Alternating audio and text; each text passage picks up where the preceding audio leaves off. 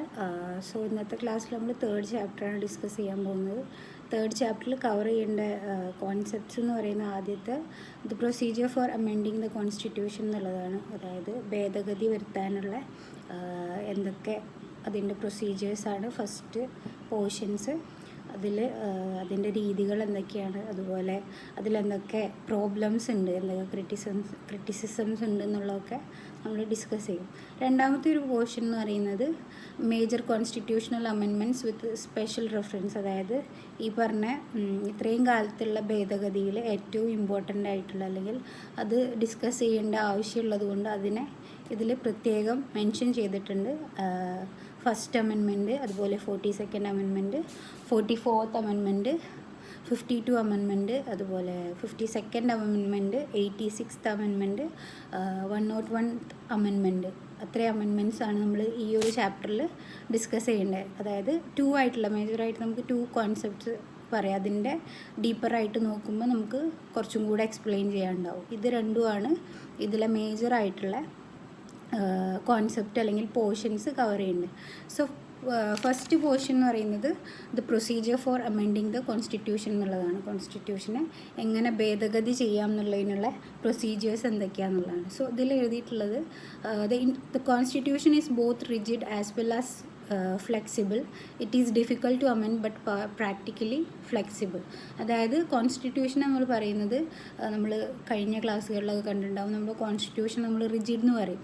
ഒരു ഇടുങ്ങിയ രീതിയിലുള്ളൊരു സംഭവമാണ് നമ്മളുടെ ഭരണഘടന എന്ന് നമ്മൾ പറയും. പക്ഷേ അറ്റ് ദ സെയിം ടൈം അത് ഫ്ലെക്സിബിളാണ്. കാരണം അമെൻഡ് ചെയ്യാൻ പറ്റാത്തൊരവസ്ഥയൊന്നുമില്ല.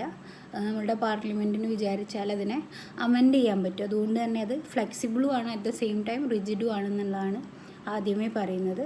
പിന്നെയുള്ളത് as per article 368 of the Indian constitution. Article 368 പ്രകാരം an amendment can be introduced in either of the houses.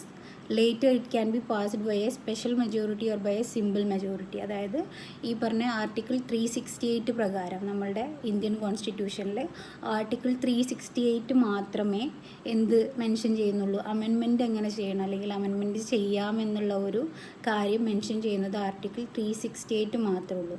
So അത് പ്രകാരം it can be introduced either of the houses. ഏത് upper house ആയിക്കോട്ടെ, lower house ആയിക്കോട്ടെ, രാജ്യസഭ ആയിക്കോട്ടെ, ലോക്സഭ ആയിക്കോട്ടെ, ഏത് ഹൗസിൽ വേണമെങ്കിലും ഈ പറഞ്ഞ അമെൻമെൻറ്റിനുള്ള ബില്ല് കൊണ്ടുവരാൻ പറ്റും. പക്ഷേ അത് പാസ്സാവുന്നത് ഒന്നെങ്കിൽ സ്പെഷ്യൽ മെജോറിറ്റി വേണമെങ്കിൽ അല്ലെങ്കിൽ സിമ്പിൾ മെജോറിറ്റി അതിൻ്റെ ഇതിൽ മാത്രമേ അത് പാസ്സാവുള്ളൂ എന്നും ഈ പറഞ്ഞ ആർട്ടിക്കിൾ 368 മെൻഷൻ ചെയ്യുന്നുണ്ട്. Later if the bill is passed by the majority it will be send to the president for his assent. നമ്മൾ കഴിഞ്ഞ സെക്കൻഡ് സെമ്മിലൊക്കെ പഠിച്ചിട്ടുണ്ടാവും. ഒരു അമെൻമെൻറ്റിൽ പാസ്സായി കഴിഞ്ഞാൽ പ്രസിഡൻറ്റിൻ്റെ അക്സെപ്റ്റൻസിന് വേണ്ടിയിട്ട് പോകും. സോ അത് പ്രസിഡൻറ്റിന് ചോയ്സ് ഉണ്ട്, അത് അക്സെപ്റ്റ് ചെയ്യണോ റിജക്റ്റ് ചെയ്യണോ. പക്ഷേ ബോത്ത് ഹൗസസ് അത് അക്സെപ്റ്റ് ചെയ്തിട്ടുണ്ടെങ്കിൽ he only have the option to accept that bill എന്നുള്ളതാണ്. അതായത് രണ്ട് ഹൗസസ് അത് പാസ്സാക്കി വിട്ടിട്ടുണ്ടെങ്കിൽ അത് പ്രസിഡൻറ്റിന് അതിനെ എന്താ പറയുക അക്സെപ്റ്റ് ചെയ്യുക എന്നുള്ള ഒരു ചോയ്സ് മാത്രമേ അവിടെ ഉണ്ടാവുള്ളൂ. അതായത് in 69 years of the constitution 103 amendments are already done എന്നാണ് പറയുന്നത്. ഇത്രയും കാലത്തെ 69 വർഷത്തെ കോൺസ്റ്റിറ്റ്യൂഷൻ്റെ ഈ ഒരു നിലനിൽപ്പിൽ ഏകദേശം 103ഓളം അമെൻമെൻറ്റ്സ് ഇത്രയും കാലത്തോളം നടന്നിട്ടുണ്ട് എന്നുള്ളതാണ് പറയുന്നത്. ഇതിൽ the 42nd amendment is considered as the terms socialist secular integrity was inserted through it. അതായത് നമ്മളുടെ ഈ അമെൻമെൻറ്റിലൊക്കെ നമ്മൾ എപ്പോഴും ഡിനോട്ട് ചെയ്ത് പറയുന്നൊരു അമെൻമെൻറ്റാണ് 42nd അമെൻമെൻറ്റ്. കാരണം അത് കോൺസ്റ്റിറ്റ്യൂഷനിൽ സോഷ്യലിസ്റ്റ്, സെക്യുലർ ആൻഡ് ഇൻറ്റഗ്രിറ്റി എന്നൊക്കെ പറഞ്ഞിട്ടുള്ള വേർഡ്സ് ആഡ് ചെയ്തതുകൊണ്ടാണ് അതിനെ വൺ ഓഫ് ദ ഇമ്പോർട്ടൻറ്റ് അമെൻമെൻറ്റായിട്ട് കണക്കാക്കുന്നത്. പിന്നെ ഉള്ളത് the first amendment was done in the year 1950 itself. അതായത് നമ്മളുടെ കോൺസ്റ്റിറ്റ്യൂഷനെ കൊണ്ടുവന്നിട്ടുള്ള ഇയറാണ് January 26, 1950. സോ ആ ഇയറിൽ തന്നെ എന്തുണ്ടായിട്ടുണ്ട്, ഫസ്റ്റ് അമെൻമെൻറ്റും കൊണ്ടുവന്നിട്ടുണ്ട് എന്നുള്ളതാണ്.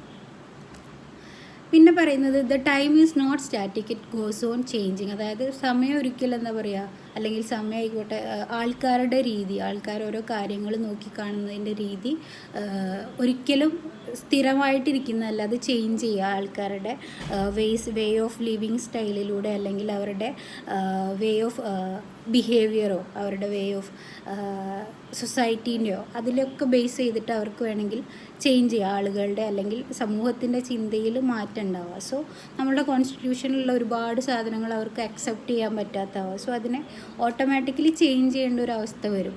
സോ അതുകൊണ്ടാണ് ടൈം ഈസ് നോട്ട് സ്റ്റാറ്റിക് എന്ന് പറയുന്നത്. സമയം ഒരിക്കലും സ്റ്റേബിളായിട്ടുള്ളതല്ല, അത് ചേഞ്ച് ചെയ്തുകൊണ്ടേയിരിക്കും, മാറ്റങ്ങൾ വന്നുകൊണ്ടേയിരിക്കും. ആ മാറ്റങ്ങൾ മനുഷ്യന്മാരുടെ ഇടയിലും വരുന്നത് കൊണ്ട് തന്നെ നമ്മൾക്കതിൽ നമ്മളുടെ കോൺസ്റ്റിറ്റ്യൂഷനിലുള്ള ഒരുപാട് കാര്യങ്ങൾ മാറ്റം വരുത്തണം നമുക്ക് തോന്നാറുണ്ട്. ഇപ്പോൾ തന്നെ എക്സാമ്പിളായിട്ട് പറയുമ്പോൾ നമ്മൾ റിസർവേഷൻ എന്ന് പറഞ്ഞിട്ടുള്ളൊരു കാര്യം, അത് അന്നത്തെ കാലത്ത് നമുക്ക് പറയായിരുന്നു, അന്നത്തെ കാലത്ത് ഒരുപാട് ആൾക്കാർ ഇങ്ങനെ അതായത് കുറച്ചും കൂടി മാർജിനലൈസ്ഡ് ആയിട്ട് പോകുന്നുണ്ട്. പക്ഷേ ഇപ്പോഴത്തെ ഒരു അവസ്ഥയിൽ നോക്കുമ്പോൾ അത്ര അങ്ങോട്ട് ഇല്ലെങ്കിലും എന്നാലും ഉണ്ട്, ഇല്ല എന്നല്ല.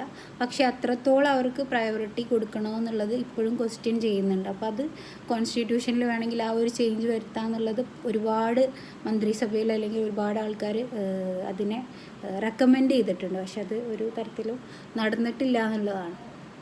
പിന്നെ പറയുന്നത് it is necessary to make changes in the constitution. അതുകൊണ്ട് തന്നെ ഇങ്ങനെയുള്ള ആൾക്കാരുടെ ഒരു മനോഭാവം ഉണ്ടല്ലോ ആൾക്കാർക്ക്, അതായത് പബ്ലിക്കിന് എന്ത് തോന്നുന്നു എന്നുള്ളതാണ് നമ്മളുടെ പാർലമെൻറ്റ്, അതായത് നമ്മളുടെ റെപ്രസെൻറ്റേറ്റീവ്സ് അവിടെ ഡിസ്കസ് ചെയ്യുക. സോ നമ്മൾ ഓട്ടോമാറ്റിക്കലി എന്തിനെങ്കിലും ഒപ്പോസിഷൻസ് കൊടുക്കുകയാണെങ്കിൽ ഓൾറെഡി അവരത് പാർലമെൻറ്റിൽ ഡിസ്കസ് ചെയ്യും. അപ്പം എന്തെങ്കിലും തരത്തിലുള്ള കോൺസ്റ്റിറ്റ്യൂഷണൽ ലോസ്, ഇപ്പോൾ നമ്മളുടെ ജമ്മു ആൻഡ് കാശ്മീരിനെ 370 ആർട്ടിക്കിൾ എടുത്തു കളഞ്ഞത് തന്നെ ഒരുപാട് ആൾക്കാർക്ക് അങ്ങനെയുള്ള ഫീൽ ഉണ്ടായി. നമ്മളുടെ രാജ്യത്തിൽ ഒരു സ്റ്റേറ്റിന് മാത്രം എന്തുകൊണ്ട് ഇങ്ങനെയുള്ള ഒരു പെർട്ടിക്കുലർ ആയിട്ടുള്ള റൈറ്റ് കൊടുക്കണമെന്നുള്ള ഒരു സംഭവം ഉണ്ടായിട്ടുണ്ട്. സോ ആ ഒരു ആൾക്കാരെ ഓൾമോസ്റ്റ് എല്ലാവർക്കും എന്നല്ല, എന്നാലും കുറച്ച് ആൾക്കാർക്ക് അങ്ങനെ ഫീൽ ഉണ്ടായത് കൊണ്ടാണ് അത് ആ ഒരു കോൺസ്റ്റിറ്റ്യൂഷണൽ ലോയിനെ അല്ലെങ്കിൽ ആ ഒരു ആർട്ടിക്കിളിനെ എടുത്ത് കളഞ്ഞുകൊണ്ട് ഭേദഗതികൾ വന്നിട്ടുള്ളത്. പിന്നെ ഇതിൽ ഈ പറഞ്ഞ ഭേദഗതിയിലൂടെ സോഷ്യലോ എക്കണോമിക് പൊളിറ്റിക്കൽ കണ്ടീഷൻസും ചേഞ്ച് ചെയ്യാൻ പറ്റും എന്നുള്ളതാണ്. If the changes were not done in the constitution, we would be unable to encounter the future difficulties and it will become a hurdle in the path of development എന്ന് പറയുന്നത്. അതായത് നമ്മളെല്ലാവരും constitutional law അനുസരിച്ചിട്ടാണ് പ്രവർത്തിക്കുന്നത്. So അത് നമ്മളെ support ചെയ്യുന്ന രീതിയിലല്ല എക്സിസ്റ്റ് ചെയ്യുന്നെങ്കിൽ ഓൾറെഡി നമ്മളുടെ സൊസൈറ്റിയിൽ ഇഷ്യൂസ് ഉണ്ടാവും.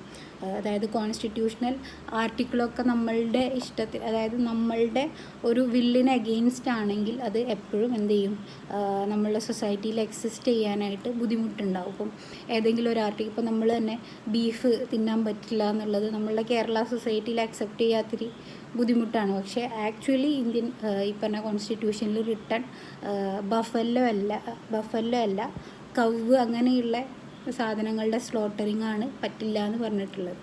അപ്പം അതാണ് ഈ പറഞ്ഞ ഈ കോൺസ്റ്റിറ്റ്യൂഷണൽ അമെൻമെൻറ്റിൽ ചേഞ്ചസ് എപ്പോഴും നമ്മൾ വരുത്താൻ ശ്രമിക്കുന്നതിൻ്റെ കാരണം ചില കാര്യങ്ങൾ നമുക്ക് അക്സെപ്റ്റ് ചെയ്യാൻ പറ്റാത്തതുകൊണ്ട് ഓൾറെഡി പബ്ലിക്കിന് ഇങ്ങനെയുള്ള എതിർപ്പുകൾ ഉണ്ടാകുമ്പോൾ അത് നമ്മൾ പറഞ്ഞു വിട്ട റെപ്രസെൻറ്റേറ്റീവ്സ് അതിനെതിരെ ഭേദഗതി ഉണ്ടാക്കി കൊണ്ടുവരിക എന്നുള്ള, ഇഫ് അങ്ങനെ നടന്നിട്ടില്ലെങ്കിൽ നമ്മൾ അതായത് സൊസൈറ്റിക്ക് എതിരെ നമ്മൾ പ്രവർത്തിക്കാനുള്ള ചാൻസസ് ഉണ്ട് എന്നുള്ളതാണ്.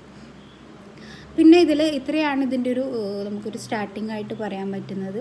ഇതിൻ്റെ ഇനി മേജറായിട്ടുള്ളത് പ്രൊസീജിയർ ഫോർ അമെൻമെൻ്റ് ആണ്. അമെൻമെൻറ്റിനുള്ള പ്രൊസീജിയേഴ്സ്, ഏത് രീതിയിലാണ് അമെൻമെൻറ്റ് നടക്കാറുള്ളത്. സ്പെഷ്യലായിട്ട് 2 മെത്തേഡാണ് അമെൻമെൻറ്റ് നടക്കുന്നത് അണ്ടർ ആർട്ടിക്കിൾ 368. ആർട്ടിക്കിൾ 368ൻ്റെ കീഴിൽ സ്പെഷ്യലായിട്ട് 2 മെത്തേഡ്സാണ് നടക്കുന്നത്. ഒന്ന് amendment by 2/3 majority of the പാർലമെൻറ്റിലെ 3/2 മെജോറിറ്റി വെച്ചിട്ടാണ് ഒന്നാമത്തെ അമെൻമെൻറ്റ് മെത്തേഡ് നടക്കുക. അതിൽ most part of the constitution can be amended by this method. അതായത് കോൺസ്റ്റിറ്റ്യൂഷൻ്റെ മോസ്റ്റ് ഓഫ് ദ പാർട്ട്, ഏറെക്കുറെ എല്ലാ ഭാഗങ്ങളും ഈ ഒരു മെത്തേഡ് വഴി വേണമെങ്കിൽ അമെൻഡ് ചെയ്യാമെന്നുള്ളതാണ് പറയുന്നത്. പിന്നെ under this method the constitution can be amended by the union parliament alone. ഈ മെത്തേഡിൽ വേണമെങ്കിൽ യൂണിയൻ പാർലമെൻറ്റ് ഉണ്ട് നമ്മളെ രാജ്യസഭ, അതായത് അവർക്ക് വേണമെങ്കിൽ മാത്രം അവരൊറ്റയ്ക്ക് വേണമെങ്കിൽ അതിനെ അമെൻഡ് ചെയ്യാൻ വേണ്ടിയിട്ട് സാധിക്കുമെന്നാണ് പറയുന്നത്. പിന്നെയുള്ളത് for this purpose an amendment bill can be passed by each of the 2 houses of union parliament by a majority of its total membership. അതായത് അബ്സല്യൂട്ട് മെമ്പർഷിപ്പ് നമ്മൾ പറയുമല്ലോ, 2/3 മെജോറിറ്റി എന്നൊക്കെ പറയുന്നതിനാണ് അബ്സല്യൂട്ട് മെജോറിറ്റി എന്ന് പറയുന്നത്. സോ ആ മെജോറിറ്റി 2 ഹൗസസിലും ഉണ്ടെങ്കിൽ ഏതെങ്കിലും ഒരു കാര്യത്തെ അവർക്ക് അമെൻഡ് ചെയ്യാനായിട്ട് സാധിക്കും എന്നുള്ളതാണ് പറയുന്നത്. It is a rigid method in so far as it is prescribes a special majority for amending the constitution, but it is considered to be a flexible method because under it is the union parliament alone can pass any amendment. അതായത് ഇതിനെ നമ്മൾ sometimes rigid എന്ന് പറയും, അതായത് ഇടുങ്ങിയതായിട്ടുള്ള ഒരു amendment process എന്ന് പറയും. പക്ഷേ ഇതിൻ്റെ ഒരു ഫ്ലെക്സിബിൾ ആയിട്ടുള്ള കാര്യം എന്താണെന്ന് വെച്ചാൽ യൂണിയന് മാത്രം ഇത് എന്ത് ചെയ്യാം, അമെൻഡ് ചെയ്യാനുള്ള അധികാരം ഉണ്ട് എന്നുള്ളതാണ് ഇതിൻ്റെ ഒരു ഫ്ലെക്സിബിൾ ആയിട്ടുള്ളൊരു ചാൻസസ് എന്ന് പറയുന്നത്. രണ്ടാമത്തെ ഒരു മെത്തേഡ് എന്ന് പറയുന്നത് amendment by 2/3 majority of the parliament plus ratification by at least half of the several state legislature. അതായത് 2/3 മെജോറിറ്റി പാർലമെൻറ്റിൻ്റെ 2/3 മെജോറിറ്റിയും വേണം. അതിൻ്റെ കൂടെ തന്നെ ഏതെങ്കിലും ഹാഫ് ഓഫ് ദ സ്റ്റേറ്റ്സ്, നമ്മളുടെ രാജ്യത്തിലെ ഇപ്പോൾ 29 സ്റ്റേറ്റിലെ ഹാഫ് ഓഫ് ദ സ്റ്റേറ്റിൻ്റെയും സപ്പോർട്ട് ഉണ്ടെങ്കിൽ അവർക്ക് ഏതെങ്കിലും അമെൻമെൻറ്റിനെ അല്ലെങ്കിൽ ഏതെങ്കിലും ബില്ലിനെ അമെൻമെൻറ്റായിട്ട് എടുക്കാമെന്ന് പറയുന്നുണ്ട്. ഈ രണ്ടാമത്തെ മെത്തേഡ് 2 രീതിയിലാണ് നടക്കാറ്. In respect of these the amendment making involves 2 stages. ഈ പറഞ്ഞ രണ്ടാമത്തെ മെത്തേഡ്, അതായത് പ്ലസ് സ്റ്റേറ്റുകളുടെ അനുമതിയും അതുപോലെ 2/3 മെജോറിറ്റി ഓഫ് പാർലമെൻറ്റിൻ്റെ, അത് 2 രീതിയിലാണ് നടക്കാറുള്ളത്. ആദ്യത്തേത് the amendment bills is to be passed by both the houses of the union parliament by a majority of total membership and 2/3 majority of members presented and voted in each houses. അതായത് ഈ പറഞ്ഞ bill വേണമെങ്കിൽ 2 ഹൗസസിലും both ഹൗസസിൽ അത് പാസ്സാകാം, അതായത് മെജോറിറ്റിയിൽ വെച്ചിട്ട്, special മെജോറിറ്റിയിൽ വെച്ചിട്ട്. അതുപോലെ തന്നെ അവരുടെ എന്താ പറയുക, അതിലുള്ള ബാക്കി മെമ്പേഴ്സിൻ്റെ വോട്ടിങ് അതും വേണമെങ്കിൽ ഇതിൽ കൂട്ടാമെന്നാണ് ഇതിലാദ്യത്തെ സ്റ്റേജിൽ പറയുന്നത്. ചിലപ്പോൾ നിങ്ങൾക്കൊരു കൺഫ്യൂഷൻ ഉണ്ടാവും, ഞാൻ ഒന്നുകൂടെ പറയാം. ഫസ്റ്റ് സ്റ്റേജിൽ പറയുന്നത് the amendment bills is to be passed by both the houses. അതായത് ഈ പറഞ്ഞ അമെൻമെൻറ്റ് ബില്ല് ബോത്ത് ഹൗസസ്, രാജ്യസഭയും ലോക്സഭയും പാസ് ചെയ്യും. അതായത് ഇവരാണ് യൂണിയൻ ഓഫ് പാർലമെൻറ്റ് എന്ന് പറഞ്ഞ് അറിയപ്പെടുന്നത്. അതായത് സ്പെഷ്യൽ മെജോറിറ്റിയിലൂടെ അവർ 2 പേരും അത് പാസ് ചെയ്യും. പിന്നുള്ളത് and 2/3 majority of members present and voting in each houses. അതായത് ആ പറഞ്ഞ ഹൗസസിലെ ആ സമയത്ത് ചിലപ്പോൾ ചിലരൊക്കെ ആബ്സെൻ്റ് ആയിരിക്കും, അവർക്ക് പ്രത്യേക ഒരു വോട്ടിംഗ് റൈറ്റ് ഉണ്ടാവും. അപ്പോൾ അത് വെച്ചിട്ടും വേണമെങ്കിൽ ഇതിനെ പാസ്സാക്കി എടുക്കാം എന്നുള്ളതാണ് പറയുന്ന ആദ്യത്തെ മെത്തേഡിൽ. രണ്ടാമത്തേൽ after this the amendment bill has to secure ratification from at least of the several state legislature. അതായത് രണ്ടാമത്തെ ഒരു മെത്തേഡ് എന്ന് പറയുന്നത് അറ്റ്ലീസ്റ്റ് ഇവർക്കിപ്പോൾ സ്പെഷ്യൽ മെജോറിറ്റി കിട്ടി, അതിൻ്റെ കൂടെ 14 സ്റ്റേറ്റുകളുടെ 14 സ്റ്റേറ്റ്, അറ്റ്ലീസ്റ്റ് 14 സ്റ്റേറ്റ് ലെജിസ്ലേച്ചറിൻ്റെ, നമ്മളുടെ സംസ്ഥാന തലത്തിലുള്ള നിയമസഭകളുടെ സപ്പോർട്ട് കിട്ടിയാൽ ഇതിനെ അവർക്ക് അമെൻമെൻറ്റായിട്ട് പ്രഖ്യാപിക്കാമെന്നാണ് പറയുന്നത്. സോ ഇന്നത്തെ ക്ലാസ്സിൽ നമ്മൾ ഇത്രയും കാര്യങ്ങളാണ് കവർ ചെയ്യാൻ പോകുന്നത്.